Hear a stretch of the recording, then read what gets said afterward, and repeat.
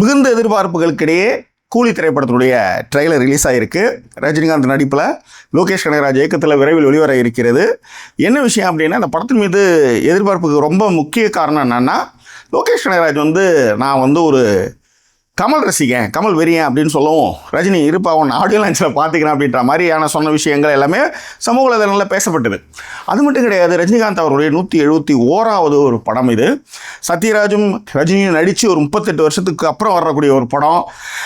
நிறைய நடிகர் பட்டாளம், சத்யராஜ், சார்லி, காளி வெங்கட் குரல் கூட கேட்குது, அமீர் கான், உபேந்திரா, நாகார்ஜுனா, ஷோபின் ஷாகிர்னு ஏகப்பட்ட நட்சத்திர பட்டாளம், ஸ்ருதிஹாசன் எல்லாருமே நடிச்சிருக்காங்க. ஆக்சுவலி ஜெயிலரில் நெல்சனுடைய ஃபார்முலாவை தான் எல்லாருமே ஃபாலோ பண்ணுறாங்க. ஏன்னா இவ்வளோ பெரிய பட்ஜெட் ஒரு படம் பண்ணும்போது எல்லா ஸ்டேட்லேருந்தும் ஒரு ஆளை எடுத்துக்குவாங்க, ரைட்? ஸோ அதை ஜெயிலரில் நெல்சன் சாதிச்சு காட்டினார்.